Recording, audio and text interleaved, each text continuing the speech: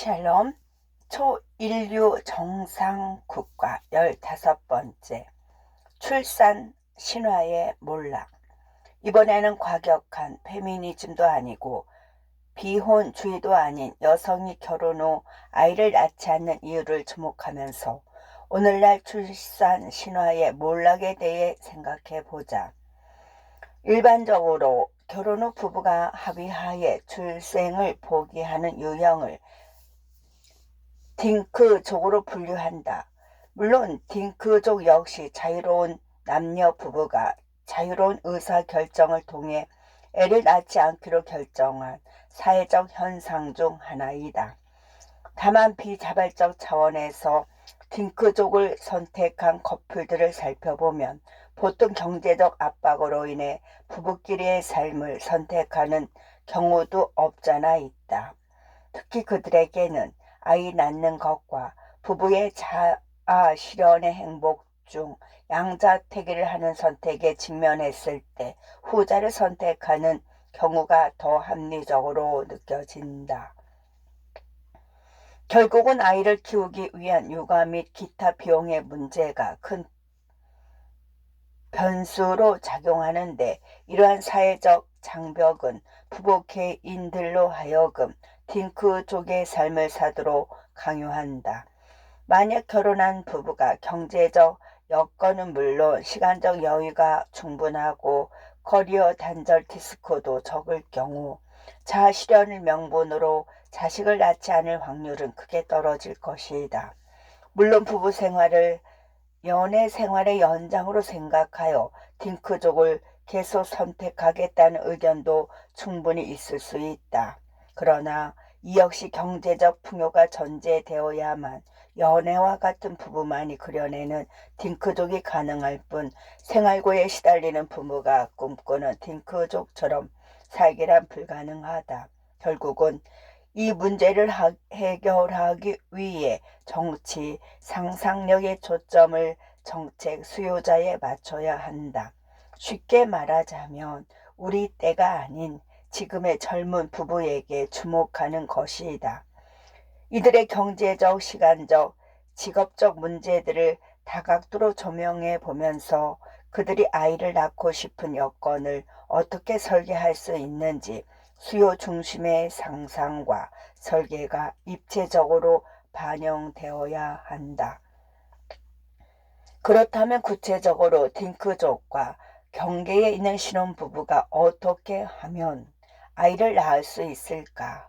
일단 여성이 원하는 정확한 수요 파악이 중요한데, 안타깝게도 정부는 정확한 니즈를 파악하지 못한 채 이상한 선심성 패키지만 발표하는 경우가 많다. 가령 다자녀 가구 셋째 자녀 대학 등록금 무상 지원을 들 수 있는데, 사실 자식들에게 들어가는 돈은 대학 이전까지가 가장 많이 든다. 드라마 스카이캐슬을 통해 아이 하나 명문대 보내기 위해 얼마나 많은 재정과 부모 희생이 뒷받침되는지를 볼 수 있었다. 물론 드라마이기 때문에 지나치게 극적으로 묘사하기도 했을 것이지만, 스카이캐슬의 엄청난 시청률은 우리 사회의 관심이 어디에 있는지를 단적으로 보여주었다. 그러나 정작 우리 정치와 행정, 리더십의 상상력은 거기에 미치지 못한 채 공짜 대학 등록금 운운만 하고 있을 뿐이다. 또 다른 예로 정치권에서 전일제 보육을 출산 대안으로 내세우고 있는 경우가 있는데, 물론 현재로선 꼭 필요한 방안이라 생각된다. 그런데 우연히 충격적인 사실을 알게 된 것이, 그 어린아이들이 자신을 데리러 오는 부모들의 시간순에 따라 자연스레 서열 구조가 만들어지고 거기에 따른 상대적 박탈감을 느낀다는 것이다. 엄마 아빠 입장에서는 전일제 보육이 일반적으로는 직장 생활과 육아 문제가 문제없이 병행되는 것처럼 보일 수 있지만, 아이의 정서적 입장까지 감안하면 하나의 착시 효과에 불과할 수도 있다는 것이다. 만약 심야 보육이 허용된다 할지라도 부모가 자기 자식의 상대적 박탈감을 알아버린 순간 제도에만 의지한 채 이를 병행하기란 생각보다 매우 힘들어진다. 출산 신화의 몰락은 2030 세대의 눈높이와도 연관된다. 실제로 지금의 MZ세대에는 소위 경제가 성장할 당시 부모들이 경제활동을 했으며 우리 같은 기성세대와는 달리 풍요 가운데 자라 먹고 사는 문제를 넘어 즐거움과 자아실현을 지향하면서 살아왔다. 만약 이 세대가 아이를 낳게 된다면 우리가 우리 자식을 키웠던 그 마음 그대로 최소한 지금의 나와 동등한 수준의 환경을 보장해주고 싶을 것이다. 문제는 여기서 발생한다. 저성장에 접어든 것도 모자라 코로나19까지 덮친 현실은 오늘날 청년들에게 절대로 녹록지 않다. 특히 직장 구하기는 하늘의 별 따기이고 아파트는 다들 알다시피 로또 1등에 당첨된다고 하여도 강남에 좋은 집을 구하기 어려울 만큼 전정부지로 올라버렸다. 이런 각박한 일상 속에서 물질적인 만족은커녕 심리적인 자아실현 역시 그저 사치에 불과할 뿐이다. 혼자서도 감당하기 버거운데 도리어 부양가족을 데리고 산다는 것은 더더욱 말이 되지 않는다. 경제적인 장벽은 젊은 여자도 마찬가지겠지만 젊은 남자들에게 있어서는 더 큰 현실 장벽으로 다가온다. 아무리 부부가 공동벌이와 육아를 한다 하더라도 여전히 사회적 시선과 관성은 한 가정의 남성이 경제적 부분을 책임져야 하는 것으로 인식하는 경우가 많다. 또한 대부분의 남성들은 자기 스스로 이러한 고정관념을 자신의 남성상과 정체성에 그대로 투영시킨다. 결국은 경제적 기반이 갖춰지기 어려운 현실 속 남자가 결혼과 출산을 선택한다는 것은 그 심적 부담으로 인해 과거에 비해 매우 힘들어졌음을 알 수 있다. 아직도 기억난다. 첩첩산중에서 생존 경쟁에 내몰린 자기 자신조차 안정적으로 책임지지 못하는데 어떻게 결혼 후 자식까지 책임질 수 있겠냐며 나에게 항의했던 한 젊은 청년의 절규 말이다. 옛날에야 모두가 가난했기에 상대적 박탈감으로 표출되는 비교 의식도 지금처럼 크지는 않았다. 오히려 그때그때 결혼 후 애를 낳아가면서 주어진 여건 가운데 하나하나씩 채워나가는 모습이 일반적이었다. 그러나 정보화 시대를 살아가는 젊은 세대들에게 있어서는 과잉 정보로 인한 상대적 박탈감과 남들보다 준비되지 않음에 대한 공포가 너무 크다. 특히 이전보다 훨씬 힘들어진 경제적 안정으로 인해 그렇지 않아도 불확실한 미래가 더욱 부담스러워졌고 이런 상황 속에서 결혼 후 아이까지 낳는다는 것은 사치스러운 것으로 인식된다. 이런 배경은 감안하지 않은 채 단순히 요즘 젊은 세대가 복에 겨워 이기적으로 행동한다고 비판하는 일부 기성세대의 사고방식은 성급하다고 본다. 심리적 부분에서도 2030 세대의 눈높이를 복합적으로 살펴볼 필요가 있다. 돈도 중요하지만 그것은 어디까지나 1차적인 것에 불과하다. 경제적 허들을 넘기기 무섭게 여성은 자기 정체성의 혼란과 마주된다. 이해를 돕기 위해 두 개의 드라마 산후조리원과 며느라기 등을 중심으로 생각해 보자.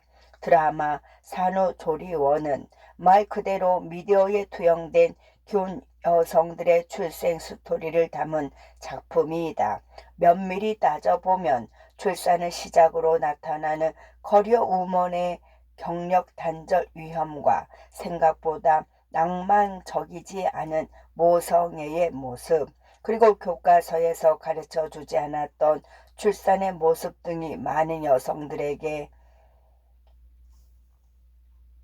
헌탈을 안겨주었다.